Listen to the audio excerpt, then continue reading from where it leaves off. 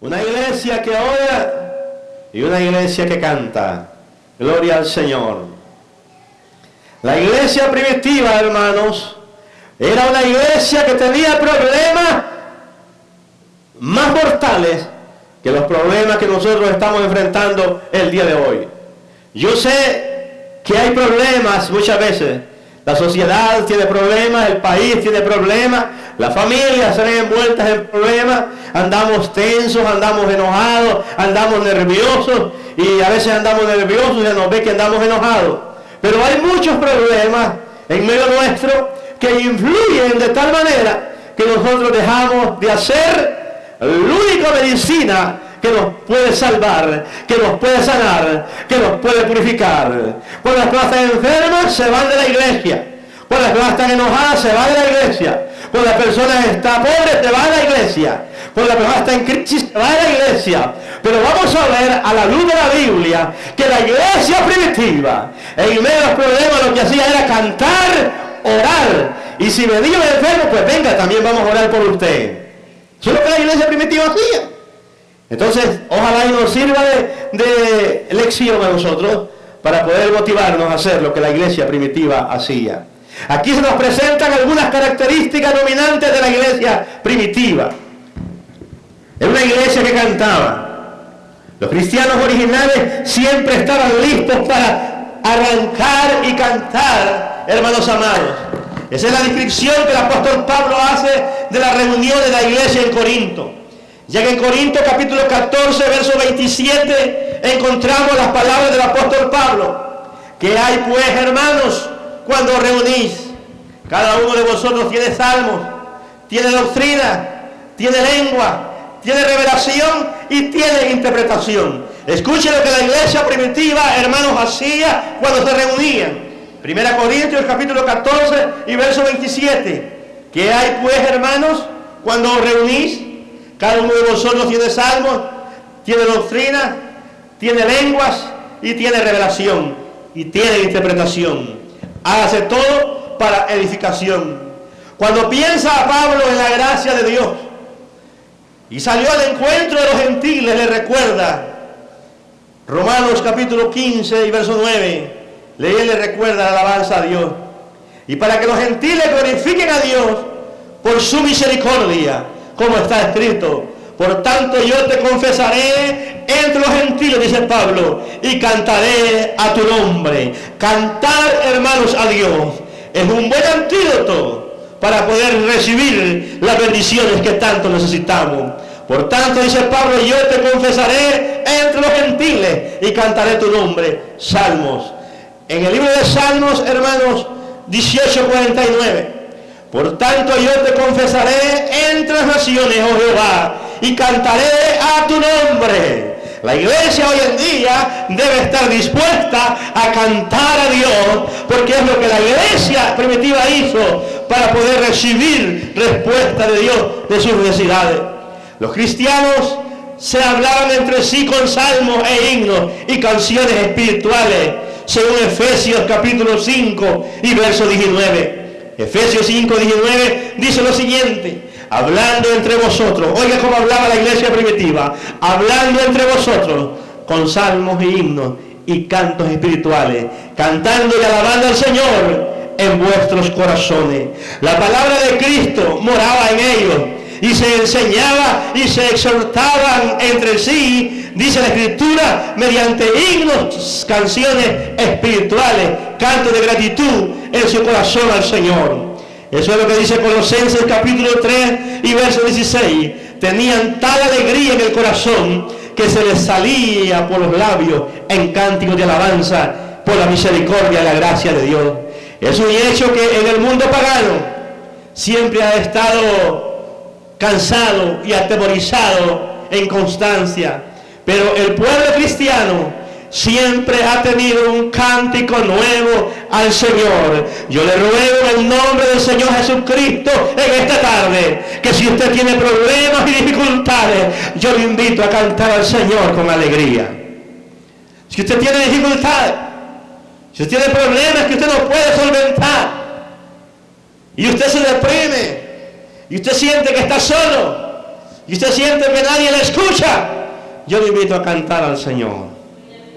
Cante en la intimidad, cante en la soledad, cante en medio de la aflicción, cante salmos al Señor. El mundo dice allá afuera que el que canta mal les espanta.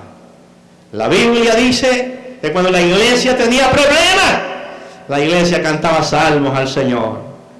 Cantemos al Señor con alegría. Cantémosle al Señor.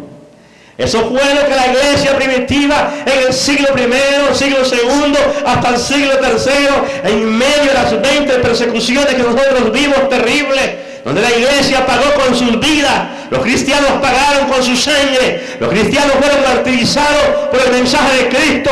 La mayoría de ellos, hermanos amados, como Justino mártir, murieron cantando al Señor. Y yo puedo ver a Esteban cuando dice: veo al Hijo de Dios sentado a la diestra del Padre. Lo hizo en un canto y pudo, hermano, de esa manera no sentir el martirio en el cual él estaba. En el año primero se decía a los cristianos: mira cómo cantan, mira cómo se reúnen, trabajan durante el día y luego tienen una hora especial para reunirse. Esa era la iglesia primitiva. Y decían los que andaban investigando lo que los cristianos hacían, porque ellos siempre eran perseguidos: si lo que ellos hacen es reunirse para alabar a su Dios. Eso es lo que la iglesia primitiva hacía. Tertuliano escribía en el siglo I sobre la iglesia primitiva y decía: viven teniendo todo como que no tienen nada, viven no teniendo nada como que tienen todo. El gozo de la iglesia primitiva era tener a Cristo en sus corazones. Y hoy, hermanos amados, tener a Cristo en nuestros corazones debe ser motivo de gozo, de alabanza y de gloria a Dios. Oh, solo necesitamos a Cristo. Necesitamos a Cristo en nuestras vidas. Necesitamos a Cristo en nuestros corazones. Necesitamos pensar como Cristo pensaría cuando nosotros vamos a actuar. Ese era el mensaje de la iglesia primitiva. Yo quiero advertirle algo más a medida de doctrina. Hay algunas iglesias evangélicas, quiero omitir la palabra secta, digamos que son iglesias cristocéntricas, que no quieren tocar instrumentos porque dicen que eso no es cristiano. Y yo quiero decirle de dónde surgió esa cultura hoy. En el año 70, cuando el templo fue destruido, nunca más los israelitas y la iglesia ortodoxa israelita nunca más volvió a usar instrumentos, porque ellos están en duelo.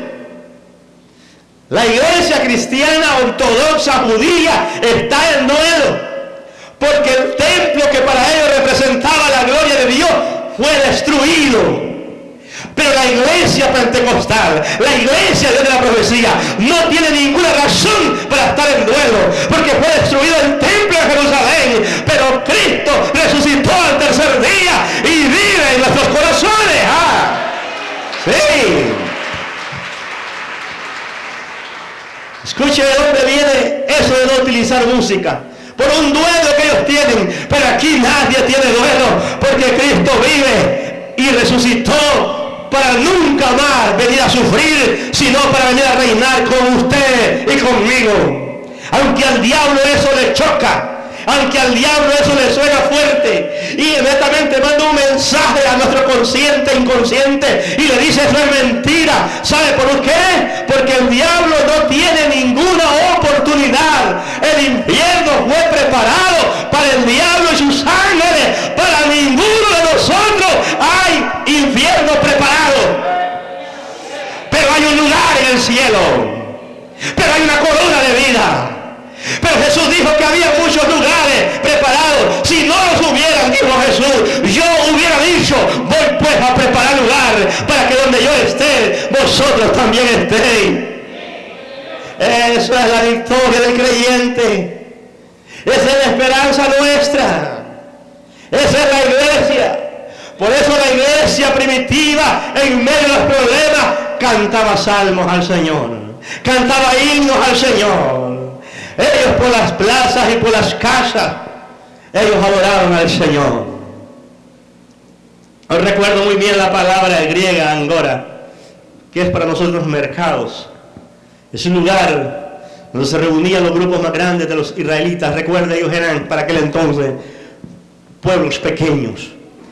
Se reunían para poder públicamente adorar al Señor. En medio de los problemas, la iglesia tiene un cántico de alabanza al Señor. ¿Qué decía el salmista en el Salmo 42? Eran mis lágrimas, mi pan de día y de noche. Pero antes había dicho, como brama el ciervo por las corrientes de las aguas, así clama por ti, oh Dios, el alma mía. ¿Por qué vamos a clamar? Por Cristo Jesús en nuestros corazones. La iglesia cantaba constantemente. Aquí, hermanos amados, estamos seguros nosotros, a la luz de las escrituras del apóstol Pablo y de Santiago, la recomendación de Santiago, de que la iglesia cantaba al Señor. Pero la iglesia, hermanos, primitiva, tenía otra característica que la iglesia de hoy en día tiene que retomar si somos la continuación de la iglesia del Señor. Y es que si habían enfermos, tráigalos también. Vamos a orar por ellos. Si habían enfermos, tráigalos al Señor, tráigalos a la congregación. Era una característica notable de la iglesia primitiva, que era una iglesia sanadora. Eso lo heredó la tradición también del judaísmo. Cuando un judío estaba enfermo, no iba primero al médico. Primero iba al rabino antes que al médico. Y el rabino lo ungía con aceite. Y para aquel entonces, el médico griego Galeno llamaba la mejor de todas las medicinas. Mire usted los avances de las medicinas ahora. El problema es que también han avanzado las enfermedades. Se descubrieron infecciones contagiosas que para aquel entonces no habían.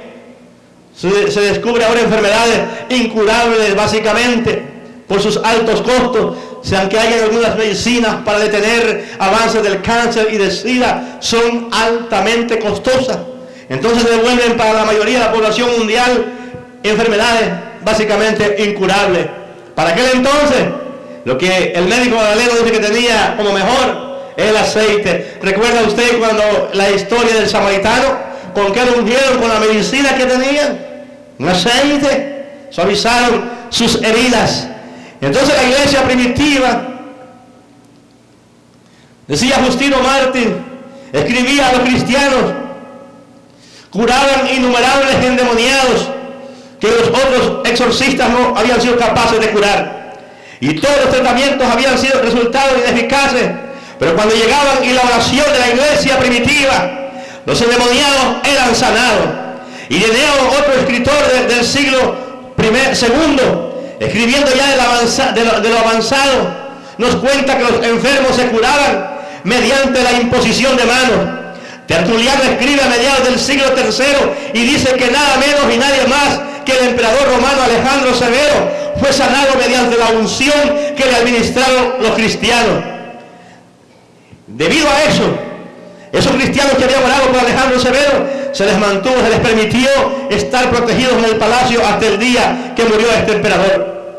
Uno de los primeros libros de orden eclesiástico en escribirse fueron los cánones de Hipólito, que datan del finales del siglo II a principios del siglo III, y allí se establece que los que tengan el don de sanidad han de ordenarse como presbíteros y ancianos.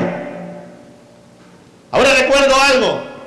Aquellos que son cristianos hace buen rato saben que en las iglesias pentecostales o las iglesias evangélicas tenían un grupo de personas a los que se les apartaba y se les decía: estos tienen el don de sanidad, el don de orar por los enfermos. Nosotros, gracias a Dios, ahora nuevamente hay un grupo nuevo, por cierto, que se está levantando, que el enemigo no le gustó. Pero la iglesia debe entender que aquí no hay ningún enemigo. Todos tenemos un enemigo común y se llama diablo. Y el diablo se levantó en contra del ministerio para debilitarlo. Pero Jesús escribió que las puertas del infierno no van a prevalecer. Y somos nosotros, llenos del Espíritu Santo, que nos vamos a levantar y vamos a pisotear al enemigo y lo vamos a mandar al infierno, donde debe estar, pero menos en nuestra familia, menos en nuestras vidas, mucho menos en nuestros corazones. En nuestros corazones solo debe haber espacio para Cristo Jesús.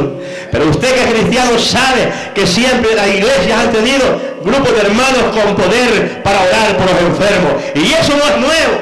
Eso fue el primer ministerio que se escribió. Y nadie era obispo, nadie era presbítero si no tenía el don de sanidad.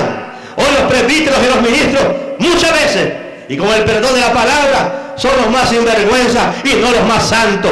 Hoy en día los ministros y obispos deberían de ser hombres llenos de poder, de unción y autoridad, hombres que los demonios salgan huyendo de su presencia por la imposición de manos. Pero no importa que no seamos ministros y obispos ordenados, podemos llenarnos del Espíritu Santo, tomar poder y nueva fuerza para no perder más el tiempo y poder vencer en el nombre de Jesucristo. La iglesia debe de recordar que es una iglesia llena de poder, que Jesucristo dijo, y recibiréis poder, y ya lo hemos recibido. Si usted no lo cree, pues tiene que creerlo, tiene que orar a Dios para creerlo. No hemos venido aquí para ser vencidos. Dice Santiago, vence con el bien el mal. Usted y yo venzamos con el bien el mal.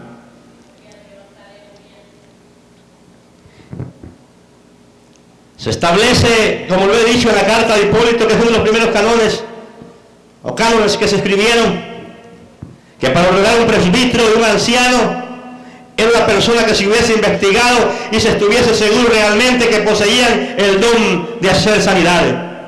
El mismo libro contiene una oración noble que se usaba en la congregación de los obispos locales, parte de la cual decía, concede, oh Señor, el poder para romper todas las cadenas del poder de los malos demonios y para sanar a todos los enfermos y para someter rápidamente a Satanás bajo tus pies. En las cartas de Clemente y Alejandría se determinan los deberes de los diáconos, que incluía la regla que los diáconos de la iglesia se muevan inteligentemente y actúen como ojos para el obispo, que descubren a los que están enfermos en la carne y los traigan a la noticia del cuerpo principal para que los conozcan y puedan orar por ellos y puedan ser libertados. Los enfermos eran sanados cuando la iglesia primitiva imponía manos. La iglesia de hoy en día debe reconocer, como lo cantamos y como la Biblia lo dice, Jesús es el mismo ayer, hoy y por los siglos. Por lo tanto, esta iglesia debe tener el poder que tuvo la iglesia primitiva. Por lo tanto, esta iglesia debe renunciar ya, hermanos, a cualquier artimaña que el enemigo nos ha engañado y de tomar fuerzas en el nombre de Cristo Jesús. No es de la iglesia cristiana que usted sea un necesitado. No es de la iglesia cristiana que usted no tenga poder para orar por los enfermos. Ese es un principio católico, que todo el poder está concentrado en el credo católico. En los diáconos, ahí nos ha llegado. Eso es de católico. Eso no es de iglesias evangélicas. De la iglesia evangélica se conoce que usted tiene poder en el nombre de Cristo Jesús. Es el credo católico que recogió. Incluso solo ellos podían leer la Biblia, y para colmo solo en latín, porque es el único idioma santo para ellos que se podía leer la Biblia. En cristianismo, usted y yo tenemos poder si tan solo tenemos fe. Dios nos va a ayudar. Yo espero esta tarde que podamos identificar que la iglesia, estar seguros que cantaba y que oraba por los enfermos, y también tenía oraciones muy particulares. Santiago, los versos 16 al 18 que hemos leído dicen, confesaos vuestras ofensas unos a otros y orad unos por los otros para que estéis sanados, y la oración eficaz del justo puede mucho. Y nos da un recordatorio, nos refresca la mente Santiago. Dice, Elías era un hombre sujeto a pasiones, que estuvo deprimido un día en el arroyo de Querí. Elías era un hombre sujeto a pasiones, semejante a las nuestras, igual a sus debilidades, igual a mis debilidades. Ese era Elías. Más claro, como decía Mano G. Ávila, no canta un gallo. Más claro, Elías era un hombre que se deprimió, que le dijo a Dios, mátame, ¿para qué quiero la vida? Usted recuerda la historia, Dios mandó una torta a través de los cuervos y le dijo, levántate y camina, que el largo camino te espera. Pues Santiago le recuerda que ese Elías, aparte de ese rollito que estuvo escondido en el arroyo de Querí, huyéndole a una mujer, también tenía problemas pasionales. No lo dice Reyes, pero lo dice Santiago. Tenía problemas pasionales, igual que los suyos, igual que los míos. Y esos problemas pasionales de Elías no le impidieron tener el poder de Dios. Como el poder no es nuestro, el poder viene de Dios. Lo que Elías hizo fue orar con fe. Y al orar con fe, no importa si era un apasionado de lo que fuera, no le agreguemos más problemas al pobre Elías. Pero Santiago dice que era sujeto a pasiones igual que las nuestras. Y dicen los hermanos, y yo creía que yo no había nacido de nuevo. No, son pasiones, son problemas que llegan a la mente, pero no vamos a permitir que se queden en el corazón. Eso es lo que dice claramente Santiago. Y ese Elías, que era sujeto a pasiones semejantes a las nuestras, oró fervientemente para que no lloviese, y no llovió sobre la tierra por 3 años y 6 meses. Y otra vez oró al cielo, y otra vez oró, y el cielo dio lluvia y la tierra produjo fruto. En este pasaje hay 3 ideas básicas de la religión judía. La de que todas las enfermedades es consecuencia del pecado. Eso es un principio del judaísmo. Es una creencia firmemente arraigada en el judaísmo, que donde había enfermedad y sufrimiento tenía que haber habido pecado. No hay muerte sin culpa, decía un texto de los rabinos, ni sufrimiento sin pecado. Los rabinos, por tanto, creían que antes de que un enfermo se pusiese bien, Dios tenía que perdonarle sus pecados. Ese es un pensamiento rabino. ¿Y sabe qué hizo Jesús? ¿Sabe qué hizo Jesús? Jesús sabía perfectamente que ese era un pensamiento judío. Pero Jesús sabía que la mente afecta para bien o para mal. Entonces, cuando Jesús iba a sanar a un paralítico, usted recuerda la historia, rompieron el techo 4 hombres, lo bajaron porque no podían acercarse a Jesús, la casa estaba llena. ¿Sabe qué hizo Jesús? Como primero es que los judíos, su principio es que si alguien está enfermo, es que había cometido pecado. ¿Sabe qué hizo Jesús? Tus pecados te son perdonados. Eso lo dice el Evangelio de Marcos, capítulo 2 y verso 5. Bueno, ahora se vuelven enojados los judíos, pues con el diablo nunca vamos a quedar bien. Ellos eran los que tenían desde el principio, los judíos. Porque los judíos decían que si alguien estaba enfermo es porque había pecado. Entonces lo primero que hizo Jesús en Marcos 2.5 es, tus pecados te son perdonados. Como quien dice, ahora ya puedes recibir sanidad, porque tus pecados son perdonados. Ahora se enojan los judíos. ¿Quién puede perdonar pecados? Solo Dios. No se sale bien con los judíos, pero Jesús se adaptó a la cultura de ellos, al pensamiento de ellos, a la enseñanza de ellos. Y luego, como usted sabe que Jesús tiene poder para todo, le digo, para que ustedes vean que el Hijo del Hombre tiene poder para perdonar pecados, pero también para estar enfermos, a ti te digo, levántate. Aleluya. Vea usted cómo Cristo no entró en conflicto con la cultura. Y ahora hay pequeñas iglesias problemadas con la cultura. Si tiene la idea de que para ser eficaz la confesión de pecado, hay de hacer a hombres, especialmente a las personas que se han ofendido. Además, a Dios realmente es mucho más fácil confesar los pecados a Dios que a las personas. Eso lo sabe usted de sobra. Con Dios usted arregla las cosas ahora mismo. Con las personas, quién sabe. Pero no importa, usted tiene que estar libre delante de Dios. Eso es lo que vale. Realmente es mucho más fácil confesarle los pecados a Dios que a las personas. Pero en cuanto al pecado, hay que deshacer hay 2 barreras. Las que se han establecido entre nosotros y Dios, y las que hay entre nosotros y nuestros semejantes. Si ha de quitarse ambas, debe haberse una doble confesión. Esta es el hecho y la costumbre de la iglesia. Wesley adoptó esta primera clase metodista. Se solía reunir 2 o 3 veces a la semana para confesarse sus faltas unos a otros y orar los unos por los otros para ser sanados. Está claro que este es un principio que hay que usar con sabiduría. Pero es totalmente cierto que puede haber casos en los que la confesión de pecado de unos a otros es más perjudicial que beneficiosa. Y usted lo sabe de sobra. Hay cosas que es mejor no decirlas, porque usted las dice para que la gente ore y la gente lo que hace es criticar. Pero bueno, Santiago está explicando que hay que confesar las faltas unos a los otros en total ósculo santo. Es totalmente cierto que hay casos que la confesión de pecados los unos a los otros es más perjudicial que beneficiosa. Pero cuando se ha erigido una muralla, es como un mal que se ha cometido, uno tiene que ponerse en paz con Dios y con los semejantes al que ha ofendido. Sobre todo se tiene la idea de que el poder de la oración es ilimitado. Eso lo sabe la iglesia hoy, lo supo la iglesia primitiva y lo ha dicho Jesús. La oración tiene poder. Los judíos tenían el refrán de que el que practica la oración rodea su casa con las murallas más fuertes que puedan existir. La penitencia puede hacer algo, los sacrificios pueden hacer algo, pero la oración de fe lo puede hacer todo. Repito esto, ir a evangelizar puede hacer algo, hacer ayuno puede hacer algo, confesar las faltas unos a otros puede hacer algo, diezmar puede hacer algo, ofrendar puede hacer algo, visitar enfermos puede hacer algo, pero lo que puede hacer todo es la oración de fe. La oración de fe lo puede hacer todo. Oh, qué amigos nos es Cristo nosotros. Él llevó nuestro dolor y nos manda que llevemos todo a Dios en oración. Vive el hombre desprovisto de paz y gozo y santo amor. Esto es porque no ha llevado sus problemas en oración al Señor Jesucristo. Parece fácil,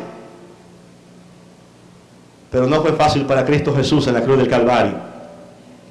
Si vivimos atormentados, si vivimos en problemas, es porque no hemos llevado todo a nuestro Dios en oración. Yo estuve, cuando murió la hermana Pascualita, a la esposa del hermano Francisco Márquez, que él ya murió también. A él en la guerra en Jocoaitique, una esquirla le arrancó un brazo. Pero Francisco Márquez todo el tiempo anduvo feliz evangelizando. Es más, es un pionero de nuestra iglesia en la área del sector de Tegotera. Y el día que murió la Pascualita, dice: hoy vamos a darle palabras de agradecimiento al hermano Francisco Márquez. Y pasa Francisco Márquez con la única mano que tenía y con el truco de aquí que tenía, apretaba la Biblia. Dijo: aquí, hermano, muchas gracias por estar aquí, pero yo estoy alegre en esta tarde porque hermana Pascualita está con el Señor. La oración de fe da seguridad. La oración de fe da confianza. ¿No recuerda usted la oración de ese niño? Había una sequía en Oriente, es un país oriental, no llovía hace mucho tiempo. Los hermanos se preocuparon, la iglesia se preocupó, se pusieron a orar y todos oraron. El niño oró y el niño sabía por qué estaban orando, que necesitaban lluvia. Bueno, oraron y ahora dijeron: mejor irnos al culto. Y el niño ha hecho una sombría y la tierra está árida, rajada de la sequía. Y ahora vienen y le dicen al niño, los hermanos que habían orado: bueno, ¿y vos por qué llevas sombría? Bueno, dijo, que no oramos para que lloviera, pues. Por eso Jesús dice que tenemos que ser como niños. Tenemos que ser como niños para entrar al reino celestial. Tenemos que tener la fe de un niño.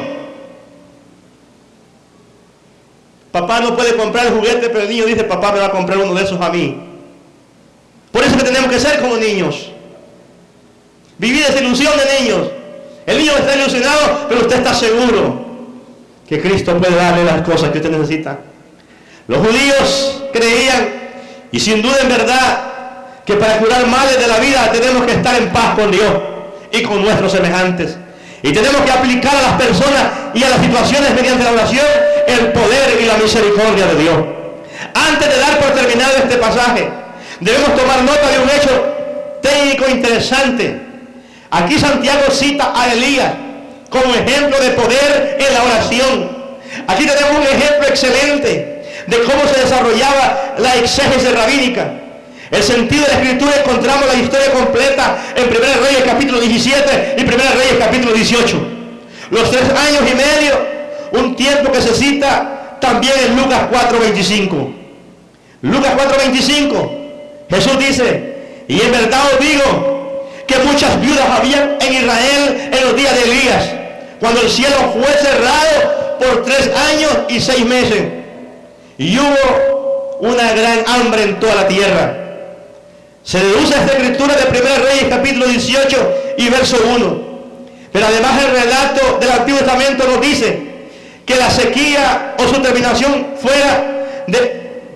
el Antiguo Testamento no dice que la sequía o su terminación fuera debido a la oración de Elías. Él fue sencillamente el profeta que anunció el principio y la terminación de la sequía. Pero los rabinos hacían una exégesis de la escritura como una lupa escritural. Y ellos habían tomado Reyes, 1 Reyes, capítulo 17 y verso 1, porque ahí dice, vive el Señor, dijo Elías, Dios de Israel, en cuya presencia estoy. ¿Sabe qué significa en hebreo? En cuya presencia estoy. Delante de quien estoy en oración. Entonces la exégesis rabina depende de 1 Reyes capítulo 17 verso 1 que dice, vive el Señor, Dios de Israel, en cuya presencia estoy, que no habrá lluvia ni rocío en estos años, sino por mi palabra. Ahora bien, lo que los judíos entendían por la oración era estar en la presencia de Dios. Eso era la oración para los judíos. Así que esta frase la encontraron los rabinos, y lo que era para ellos una indicación de que la sequía había sido resultado de la oración de Elías. Ya que 1 Reyes capítulo 18 y verso 42 dice, Elías subió al monte Carmelo y postrándose en tierra, puso su rostro entre las rodillas. Se recuerda que le hemos enseñado muchas veces que la oración próspera del rabino era con las manos levantadas. La oración normal del rabino era con las manos así puestas en pie. Pero si el rabino tenía unos pequeños problemas, estaba de rodillas. Pero si el rabino estaba, hermanos, postrado en el suelo, como presenta esta escritura que estaba Elías, es que había una necesidad profunda. Y la necesidad que Elías tenía era tan grande que una sequía de 3 años y medio ya era insoportable en la nación de Israel y en Samaria. Ya no había espacio más para sequía. Fue tanta la necesidad que tuvo Elías que la Biblia dice que se postró y puso su cabeza entre sus rodillas. Si usted tiene un problema esta tarde, arrodíllese. Si usted tiene un problema tremendo que no lo ha podido solucionar de ninguna manera, humíllese ante Dios, no ante los hombres. Y vamos a orar esta tarde en el nombre de Jesucristo. Queda descubierto los rabinos la actitud de la oración angustiosa. Y así debemos nosotros conducirnos a Dios en medio de nuestros grandes problemas. Oremos al Padre Celestial.